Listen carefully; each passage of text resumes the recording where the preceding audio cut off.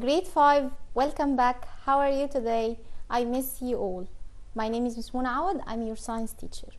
Last week we studied the circulatory system and know what is the function of the circulatory system, and we said that the circulatory system, which means what do it do, and we know before that the circulatory system acts as a delivery man or a transporter, transport anything to anywhere, transport the carbon dioxide, transport the oxygen, transport the wastes, transport water vapor or water from any part to any part, from the heart to all body part, or from all body part to heart.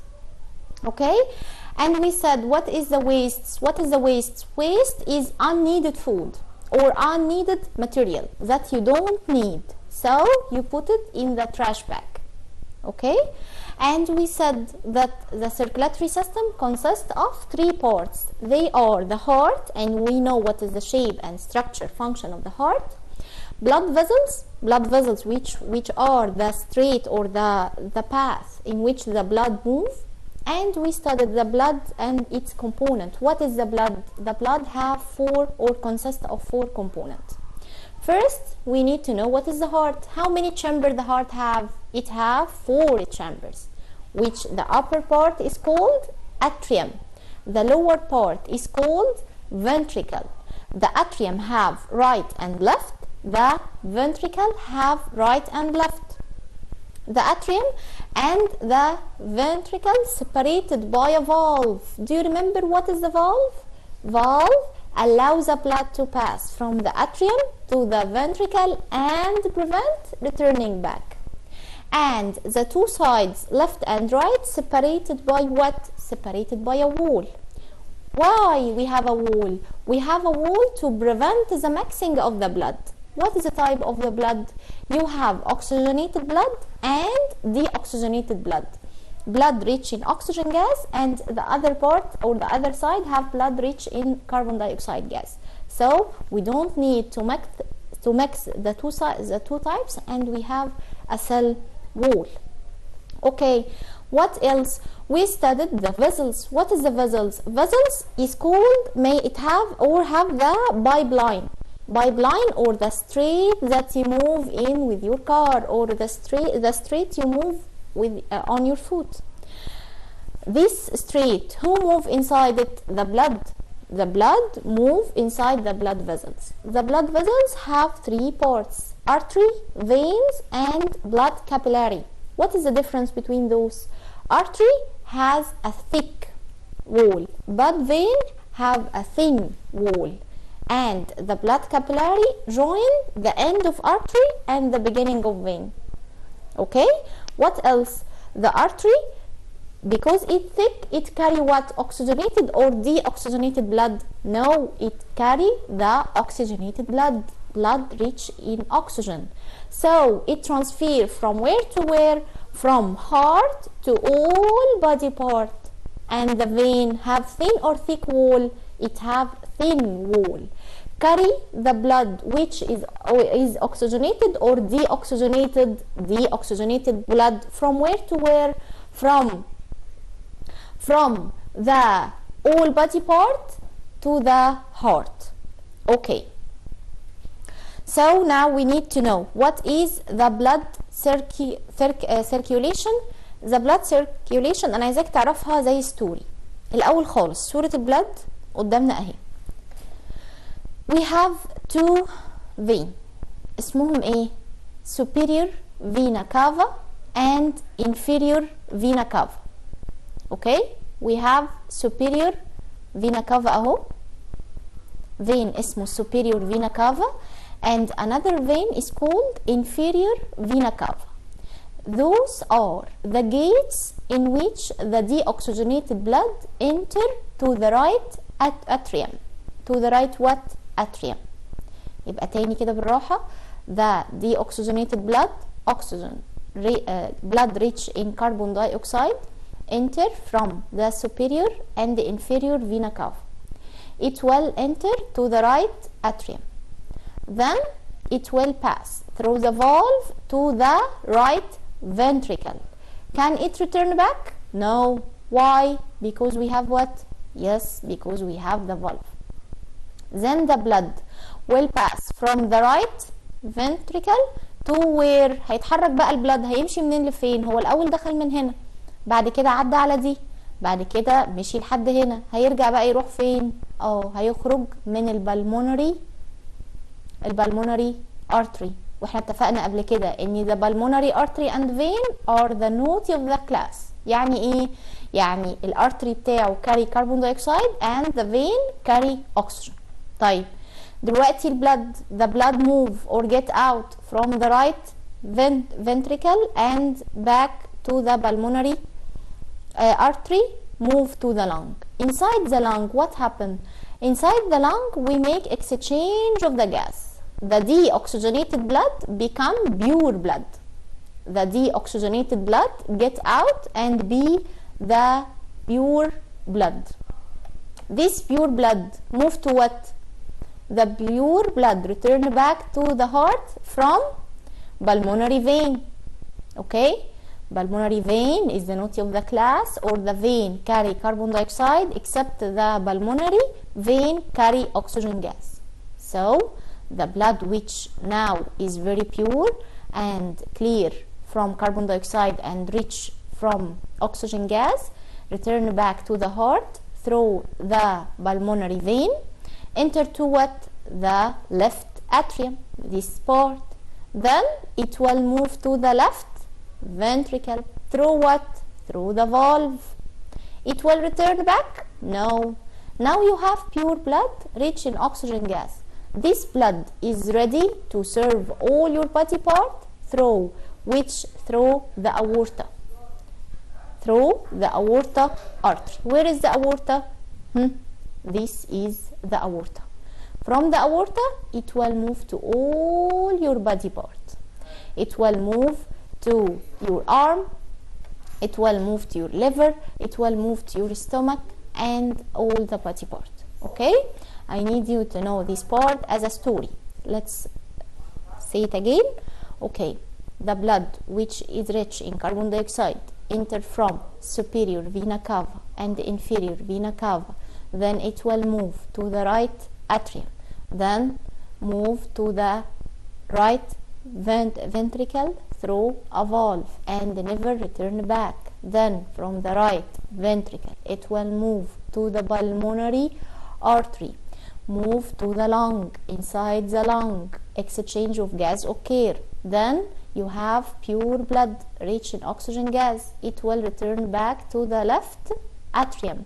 Through what? Through which vein? Pulmonary vein. From the left atrium, it will move to the left ventricle through the valve. Now you have very pure blood. It is ready to serve all your body. So the heart will pump this pure blood to all the body parts through which? Through the aorta. Okay? Okay. And this is called the blood circulation. What is the blood circulation? The circle in which the blood moves. And this is the steps. Blood carry carbon dioxide from all the body part. It will move to what? To the right atrium through superior and inferior vena cava. Then it will move and flow from the right atrium to right ventricle through a valve. From the right ventricle, it will move to the two lungs. Inside the lungs, what will happen? Exchange of gas. Okay, by which artery? Through the pulmonary artery. Inside the two lungs, carbon dioxide is exchanged with the oxygen gas. Now you have pure blood rich in oxygen gas. Return back to the left atrium. From the left atrium, it will move to what? Left ventricle. Through which veins? Pulmonary veins. Okay, and move from the left atrium through the pulmonary veins, then move to the left ventricle through a valve. The left ventricle contract, pumping the blood rich in oxygen gas to all the body cell through the artery called what? Aorta. Okay? Okay. Last part, how to keep the circulatory system healthy. how to make it very healthy and how to control the life of our heart. Number 1, do exercising to activate blood circulation. يعني أنا دلوقتي لو جيت قلت give reason, exercising have a great importance to our circulatory system, يبقى الإجابة بتاعتك هتكون إيه؟ to activate blood circulation. Number 2, eat healthy food with low fats. You have to decrease the amount of fats in your food. Number 3, eat fresh vegetables and fruits. Okay, ليه أعمل كل دول؟ to keep مين؟ to keep my circulatory system healthy. Number 4, drink suitable amount of water. أكيد لازم وكلنا أكيد بنعمل كده. Number 5, avoid smoking or be a passive smoker. Do you know what is a passive smoker? Passive smoker, which means that you don't smoke but you sit beside someone is smoking. Number 6 and last one, when you are wounded, try to stop bleeding and clean the wound. Okay? Okay. So those are the steps to keep your circulatory system healthy. If you have any give reasons in this, your answer will be to maintain or keep the circulatory system healthy. Now I need to know to make a general revision on the circulatory system. Number 1, complete. Veins carry blood from space to space or from what to what. احنا اتفقنا قبل كده ان احنا خلاص عرفنا ان البلاد فيزلز دي هي الباث or the way that they move in. خلينا نرجع لها كده تاني عشان نبقى فاكرينها. اهو ده كان الجزء اللي هو بتاع الفين. What is the vein? vein احنا قلنا ان هم ايه؟ very thin blood vessels. Okay, they transfer what? They transfer carbon dioxide. يبقى vein carry blood rich in carbon dioxide. From what to what? From all the body parts to the heart. Okay, who is the naughty of the class? Pulmonary vein. Except the pulmonary vein. Pulmonary vein only carry oxygen, not carbon dioxide. Okay, so the vein carry from what to what? From the body part to the artery. Okay, so first question was what is the vein, or the vein transfer the blood from space to space or from what to what? From all the body parts to heart. Number 2, what and what are examples of the artery? What and what? We have pulmonary artery and aorta. Do you remember what is the pulmonary artery and what is the aorta?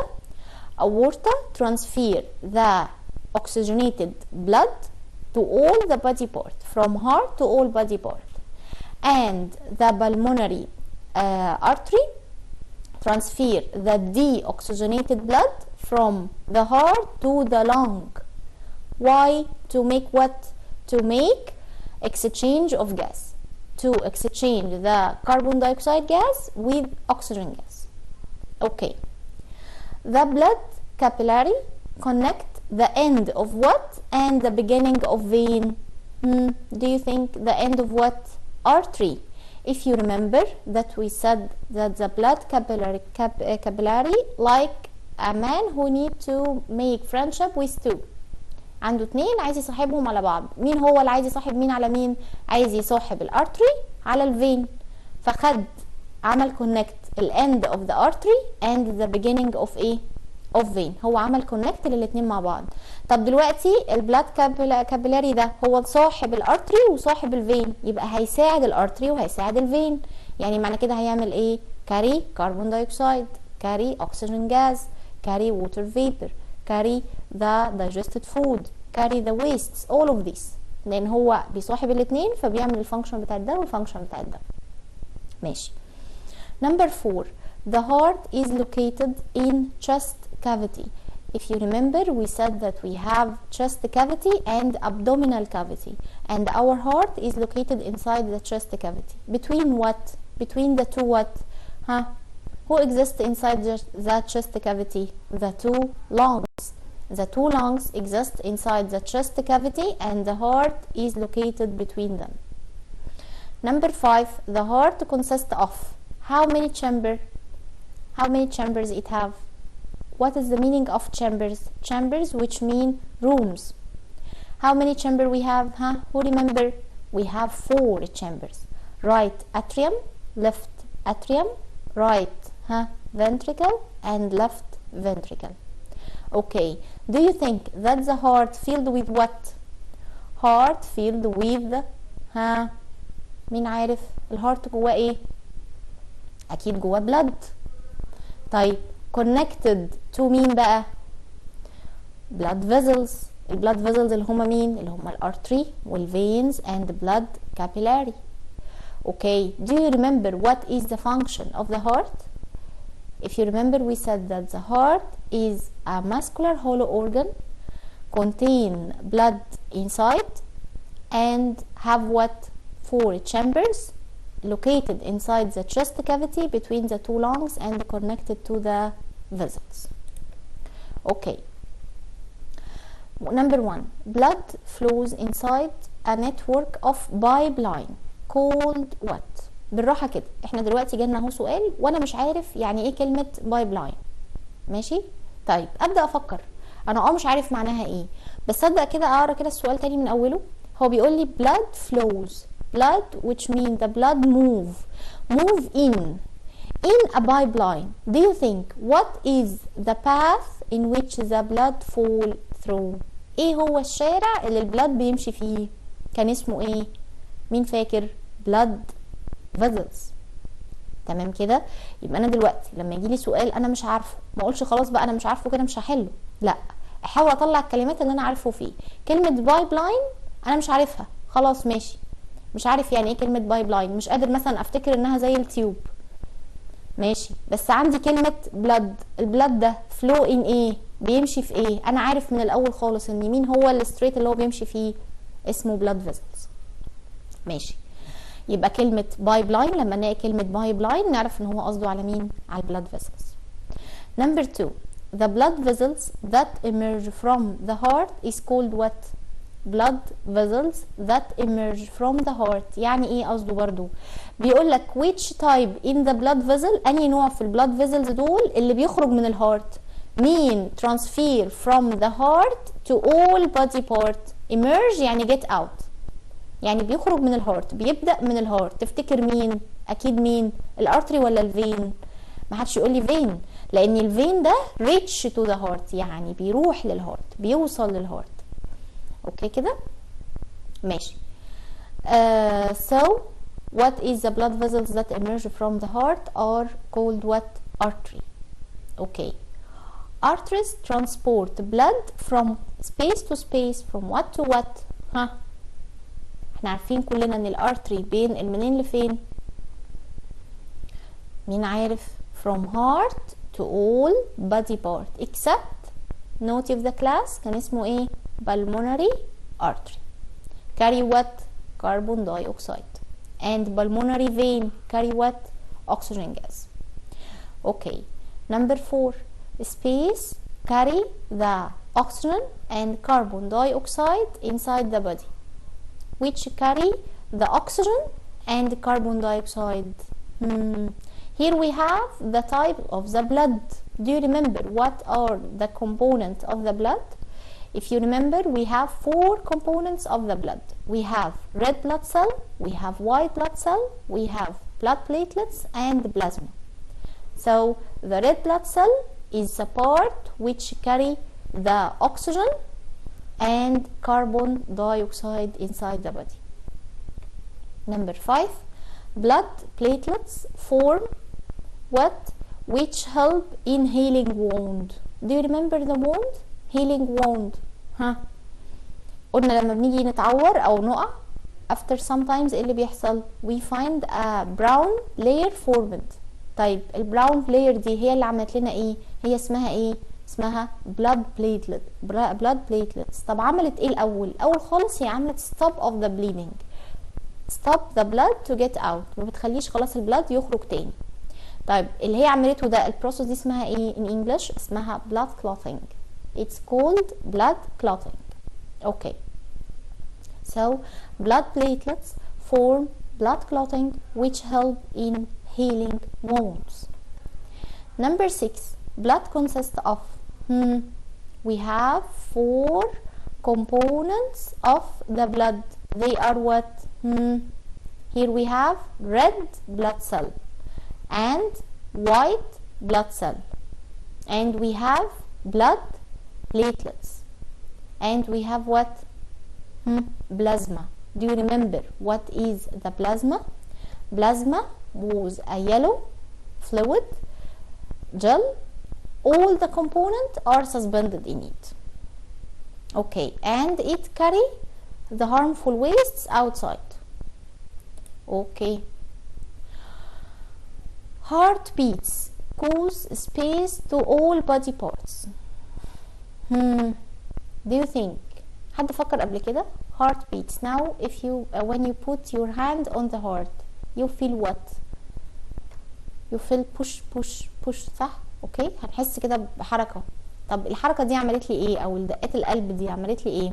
causing حاجة اسمها pushing of the blood to all the body part. يعني الحاجة اللي بتخلي البلد make or push the blood to all body part هي مين؟ انهي جزء؟ heartbeats. By the heartbeats it push the blood to all the body parts. Okay.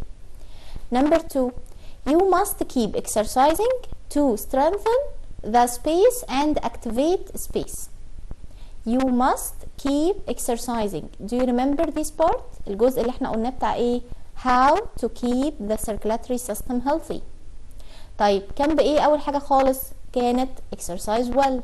لازم نلعب رياضة كتير. طب ليه يا ترى؟ To strengthen what? The heart muscle. يعني ايه strengthen اصلا؟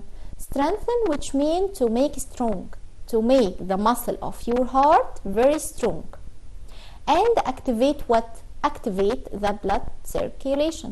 نخلي الستوري اللي انا حكيتها لك دي اللي هو البلاد بيتحرك منين لفين. Make it very strong and help the blood to move in an easy way by what? By making exercising well, by use low fats and low salts. اوكي. طيب احنا فاكرين تاني الستوري كانت ايه؟ كان بيمشي منين البلاد الاول؟ مين فاكر؟ pulmonary to the right atrium, right ventricle, superior and inferior vena cava الاول، بعد كده الارتري، بعد كده اللي هو الاتريوم، بعد كده الفنتريكل، يروح عند التو لانج من البلمونري. يحصل ايه هناك في اللانج؟ it make exchange of the gas. بناخد ده مكان ده، يرجع تاني pure blood, return back to the left atrium, then to the left ventricle through the valve. It will return back? No. Why it will return back? Because we have the valve which transfer or flow the blood from the atrium to the ventricle and prevent returning back. Okay, then you have pure blood rich in oxygen. It will move and ready to transfer to all body part through what? Through the do you remember? Last artery is called aorta. Okay, let's return back to the revision. Number 3, what is the blood vessel that transfers the blood between the heart and lung?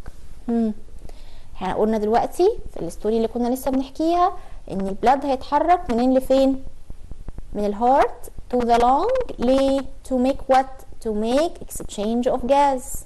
نعمل exchange، نبدل الكربون دايوكسيد with the oxygen. طيب ماشي، مين بقى اللي كان بيعمل كده؟ كان اسمه ايه؟ حد عارف؟ artery. اوكي، artery كان اسمه ايه؟ pulmonary. Yes, pulmonary artery. Note of the class. Transfer the blood from the heart to the lung to make exchange of gas. Number 4, blood comes from the lungs and return back. Now you have pure blood. طيب عايز يرجع تاني بقى للهارت وهو pure rich in carbon dioxide. It will make what? Or it will enter through what? Through which vein? Pulmonary vein. And it will enter to the left atrium. So blood comes from the lungs and returns to the left atrium through the pulmonary vein. تمام. Number 5. What keeps the body temperature constant? Do you think when we are in summer the temperatures around us may be 40 or 41? Your temperature still constant 35. And we are in winter. The surrounding temperature may be 10 or 9 or less or more. Your temperature, it will be constant 35 due to the presence of what? Due to the presence of the blood. The blood keeps the body temperature constant. Okay, this is the function of the blood. Number 6. By making effort, number of heartbeats what? تفتكر دلوقتي. Now you run and run. What will happen to your heartbeats? Increase or decrease? Sure, it will increase. So by making of effort, this effort may be running or walking very hard, number of the heartbeats, it will increase. Okay? Okay. Give reason. Number 1, the circulatory system is called the transporting system in the human body. ليه احنا سميناها كده؟ هنا انا عايزة ايه؟ هنا I need the function of the circulatory system. يبقى الإجابة بتاعتي هتكون because the circulatory system transport or transfer the carbon dioxide, the digested food, the oxygen gas, and the waste or water vapor to all from any part to all to another part, from heart to all body part, or from the part to all the part of your body to the heart again. Okay, يبقى أنا ليه سميته transporting system? Because it acts as a delivery man, transport any material you need or you don't need from anywhere to another where. Okay. Okay. Number 2, the two sides of heart are separated. مين هما two sides of the heart? Do you remember? Left atrium, left ventricle, right atrium and right ventricle. Why we have a wall between them? We have a wall between them to prevent the mixing of the blood, to prevent the mixing of carbon dioxide with oxygen gas. Number 3, blood flow in one direction inside the heart. Why? Why the blood can move from the atrium and the ventricle and prevent returning back? قلناها كتير جدا النهارده. Due to the presence of what? Due to the presence of valve which allow the blood to pass from the atrium to the ventricle and prevent returning back. Okay. Number 4, do you think blood is in a liquid form? All of us know that the blood in a liquid form. يا ترى ليه؟ Due to the presence of what? Due to the presence of the plasma. لأن لو أنت فاكر احنا البلازما هي الحاجة الوحيدة اللي احنا قلنا إن هي liquid. تمام؟ فعشان كده البريزنس بتاع البلازما، وجود البلازما هو اللي خلى ايه؟ هو اللي خلى البلاد ده يكون موجود in a liquid form. يبقى إجابة السؤال ده blood is in a liquid form due to the presence of what? Red blood cell? No. White blood cell? No. Platelets? No. Due to the presence of what? Plasma. Okay. Number 5, blood capillaries have thin wall. Why blood capillaries have a thin wall? Here I need you to know or answer with the function of the blood capillary. What is the function? We say that they are the blood capillary friend of artery and friend of vein. So it helps the artery and helps the vein. Help the artery to make its function and help the vein to make its function. So it carry carbon dioxide, oxygen gas, wastes, water vapor. Okay, so it have thin wall. Number 6, the red blood cells have a great importance. Why? Why the red blood cells have a great importance? What is the function of red blood cell? Red blood cell, we said before, it carry oxygen gas and carry carbon dioxide gas. Okay? Okay. Give reason. Aorta is the largest artery in the body. ليه؟ ليه الاورطة كبير جدا largest artery؟ احنا اتفقنا قبل كده ان الحاجة لما تكون كبيرة قوي يبقى هي اكيد ايه؟ هتنقل لاماكن كتيرة جدا، زي ما كده قلنا delivery man لو انت كلمته وهو انت وكذا حد غيرك طلب اوردر، هيقدر يطلع بعربية صغيرة ولا عربية كبيرة؟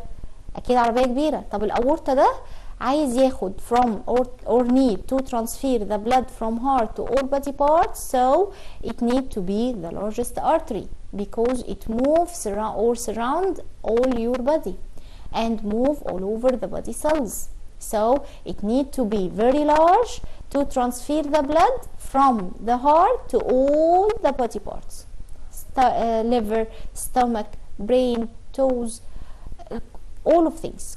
كل مكان inside our body هو اكيد محتاج ان هو يكون ايه؟ largest artery. طيب number 2 it is necessary to keep exercising. ها الجزء اللي انا جيت قلت لك فيه لما اجي اقول لك it is very important to make exercise, it is very important to eat low fats and salt, it is very important to avoid smoking. كل ده عشان مين؟ عشان احافظ على مين؟ to keep the circulatory system healthy. to keep what? the circulatory system healthy. ماشي كده؟ يبقى اجابة السؤال ده عشان مش كل مرة هتجيلي keep exercising، ممكن مرة تانية يقول لي ايه؟ decrease salt، ممكن مرة تانية يقول لي avoid smoking. تمام كده؟ طيب ممكن مرة تانية يقول لي we must avoid or keep away from wound. كل ده ليه؟ to keep مين healthy؟ مين انا بتكلم عنه النهاردة؟ my circulatory system. اوكي. Number 3 we should avoid اهو we should avoid smoking or be a passive smoker. واحنا عرفنا الفرق ما بينهم. smoking you are smoking but a passive smoker you sit beside someone who is smoking. دي معنى كلمة passive smoker.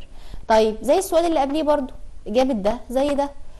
يبقى أي حاجة أنا لما هاجي أقول دلوقتي keep exercise very hard أو regularly أو هاجي أقول avoid smoking or be a passive smoker، كل ده ليه؟ to keep مين healthy؟ to keep my circulatory system healthy. ماشي. Number 4 it is necessary to avoid the infection and the accident. يعني أكون يعني إيه كلمة infection؟ infection يعني لو حد مثلا جاتا فلو عنده برد وأنا ما ينفعش أقرب منه. ليه؟ لأن لو قربت منه إيه اللي هيحصل؟ the virus will transfer from him to me, from his nose to my lungs or from his lungs to my lungs. This is called infection. طب ليه ابعد عن الانفكشن دي؟ يعني ليه لما يكون حد تعبان ما اكونش قريبه منه؟ وليه ما اتجنب ان يكون في اي اكسيدنت او اي حادثه او اي حاجه خطر؟ لان ده may causing bleeding and all the blood will get out from your body. This is called death. Okay, and you cannot keep your circulatory system healthy and we need to make the circulatory system healthy. يبقى النوع ده من الاسئله لما اجي اقول اي حاجه فيها، لو احنا خدنا هما 6 لو انتوا فاكرين، فال6 دول لو انا سألتك فيهم اي سؤال يبقى انت اجابتك هتكون ايه؟ keep the circulatory system healthy. خلاص كده؟ تمام. برضو اي حاجة مثلا vessels or artery or vein or the circulatory system act as a transporter، كل هنا انا عايزة ايه؟ function. طيب جه قال لي مثلا the white blood cell have a great importance، ايه فايدتها؟ يبقى انا هنا عايزة ايه؟ function of the white blood cell or function of the platelets if I exchange the question. يعني انا دلوقتي لو انا عايزه اعرف ايه هي الفانكشن of the white blood cell، مين فاكر؟ قلنا act as ايه؟ act as a bodyguard, control or defend the body against the microbes. If any microbes want to enter to your lungs or to your body, who will say no, get out? The white blood cell. The blood platelets make what? The blood platelets make coagulation of the blood, okay, and forming what? Blood clotting to prevent the bleeding and prevent the blood to get out. Okay, the red blood cell, what is the function of the red blood cell? It transfers oxygen gas and carbon dioxide gas. Okay, and the plasma is a fluid, all components suspended in it. Okay, let's return to our questions. Number 5 we should not eat a lot of amount of fats. برضو تاني يبقى ده نفس اجابه ده، نفس اجابه ده، نفس اجابه ده. لما اجي في اي حاجه فيهم يبقى انت اجابتك سهله جدا وواضحه. to keep the circulatory system healthy. تمام. وفي الاكسرسايزنج to help the blood circulation to be in a good way، عشان اخلي البلاد circulation تكون ماشيه بطريقه كويسه. طيب number 6 blood is a very important fluid. طبعا هو ليه فلويد؟ عشان عندي مين اللي مخليه فلويد او مين اللي مخليه في ليكويد فورم؟ جاوب نفس السؤال اللي قبل كده في السلايد اللي فاتت. عشان عندي مين؟ بلازما. طيب البلاد ده بقى بيعمل ايه؟ كاني بالظبط عايزه الفانكشن بتاعت كلهم، يعني function of red blood cell, function of white blood cell and blood platelets. Blood make healing wound. Blood defend the body against microbes. Blood transfer carbon dioxide and oxygen or the digested food all over your body. Okay, write the scientific term. The lower two chambers of heart is called what? We have upper and lower. The upper called atrium and the lower called what? Ventricle. So the lower two rooms or the lower two chambers is called ventricle, and we have right ventricle and left ventricle. Okay. Question number 2. The end of arteries and the beginning of veins which connect both with each other. مين عارف؟ blood capillary. So artery, vein, blood capillary, all of those are called blood vessels, and the blood capillaries connect the arteries with the veins. Number 3. Cells that resist the microbes which attack the body. Who's the bodyguard? When any microbe want to enter to your body, this cell stop and get out. Which part? Red or white? Who can answer? The white blood cell. White blood cell resist or defend the microbes which attack or want to enter to our body. Okay. Number 4. The cell help in healing wound. Which cell help in healing wound? احنا جاوبناها قبل كده في سؤالين في 2 slides قبل كده. مين هي السيل prevent the blood to get out of our body? The cell which form a brown layer كان اسمها ايه؟ blood platelets. So blood platelets help in healing wound by forming blood clotting. Okay, and prevent bleeding. ماشي. Number 5. A yellow watery fluid in which cells are suspended. What is a suspended? Suspended, which mean what? Which means swimming. Okay. With what is this called? اسمها ايه بقى؟ كان مين فاكر؟ yellow watery fluid. الوحيدة اللي كانت فيهم، الوحيدة اللي كان لونها يلو كان اسمها ايه؟ مين عارفها؟ بلازما. يبقى بلازما is called a yellow watery fluid in which cells are suspended. طب بتعمل ايه كمان البلازما دي؟ get out of any harmful substance.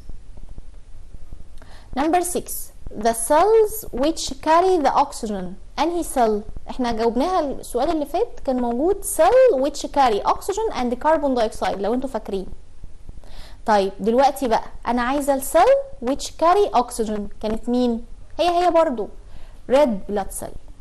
يبقى انا يهمني جدا دلوقتي ان انت تكون عارف البلاد ده جواه ايه. consist of 4 parts: red blood cell, white blood cell, blood platelets and plasma. Red blood cell to carry oxygen and carbon dioxide. White blood cell to defend the microbes. Blood platelets to make coagulation of the blood and healing wound. Last one, plasma, watery fluid in which all the components are suspended in. تمام كده؟ ماشي. Scientific term. Muscular organ which have the size of your fist. احنا عارفين جدا كلمة fist يعني ايه، واحنا قلنا قبل كده الديفينيشن ده. مين هو الماسكولار هولو اورجان اور ماسكولار اورجان هاف ذا سايز؟ مفيش غيره، هو الوحيد اللي اتكلمنا عنه كان مين؟ هارت. تمام. heart is a muscular organ which have the size of your fist. Okay, who remember what is the function of heart? مين عارف function of heart? What do heart do? It pump the blood all over your body. Pump the blood or transfer the blood from any part inside your body to any part, from heart to all the body cell or from all body cell to heart. Okay. Number 2, the system that transport oxygen, digested food and water.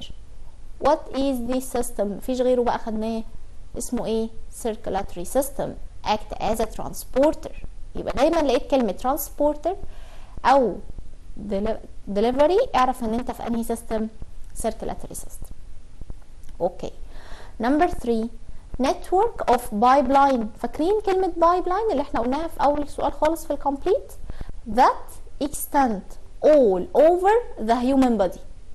network. مين اللي كنا بنقول عليها الكلمة دي؟ network. واصلا كلمة pipeline احنا اتفقنا خلاص خدناها ان هي مين؟ البلاد فيزل. انهي بقى جزء في البلاد فيزل اللي كان network and extend which mean exist all over the body؟ كان اسمها ايه؟ artery or vein or blood capillary؟ أكيد blood capillary. and connect the end of what and the beginning of what. يهمني جدا الحتة دي تبقى عارفها. end of artery and beginning of veins. end of arteries and beginning of veins. okay. it allow blood to flow from atrium to ventricle and not return back. قلناها النهاردة كتير جدا. which part inside your heart flow the blood from the atrium and from the atrium to the ventricle and not return back? It's called what? If you remember last time we said the entrance gate and the exit gate. We cannot exit from the entrance and we cannot enter from the exit. Do you remember this part? Okay. Who allow to move from the atrium to the ventricle? كلنا خلاص عرفناها اسمها ايه؟ valve. Okay. Number 5, blood vessels that collect blood from all body parts and pour in heart. تاني كده blood vessel يعني هو type من blood vessels اللي احنا اتفقنا ان هم كانوا مين؟ artery, veins and blood capillary. طب هو بيعمل ايه بقى؟ collect blood from all body parts and pour it inside the heart. يعني transport the blood from all body part to your heart. مين دي بقى اللي كانت بتودي للهارت؟ كان اسمها ايه؟ veins. okay. do you remember that veins is thick or thin?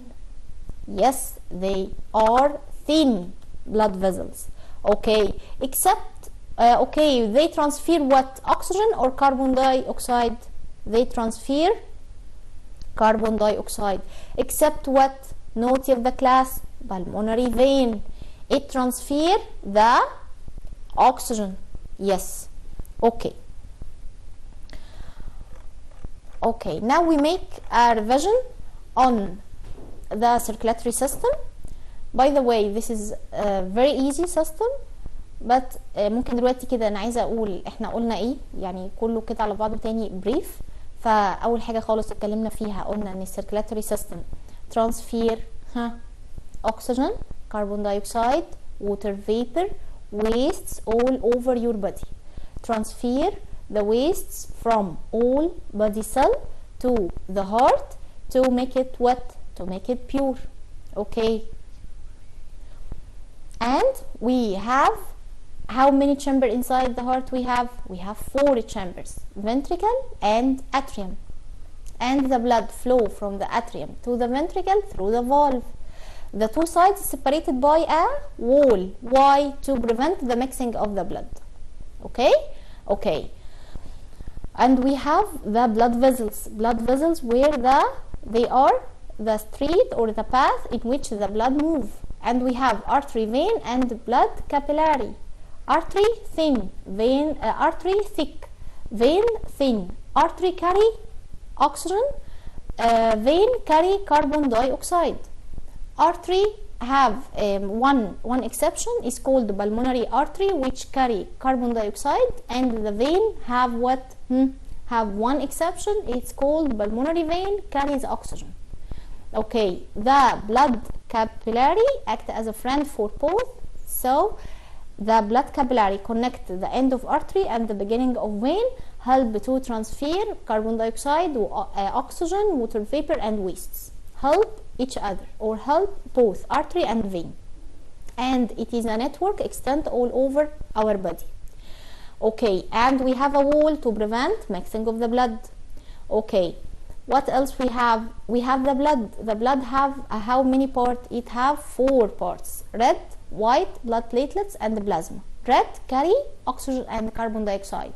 White defend the body through any microbe, and plasma, all the components are suspended in it. Last one, we have what? Blood platelets. Blood platelets make what? Prevent bleeding, form coagulation of the blood, and healing wound. Now we need to know what is the circulation of the blood. The blood transfer enter to the superior and inferior vena cava to the right atrium, then the move from the right atrium to the right ventricle through the valve, transfer to the lung through the pulmonary artery. Okay, then make exchange of gas, return back to the vein, pulmonary vein, to the left atrium, left ventricle, then bumped to the aorta. النهارده احنا عملنا ريفيجن على السيركيلاتري سيستم وحلينا اسئله. ان شاء الله نيكست تايم هنكمل ريفيجن برضو على الاجزاء الاولانيه. I hope ان انا النهارده تكونوا استفدتوا مني يعني. I need you to study hard to be ready for my revision. See you next time إن شاء الله. Bye bye.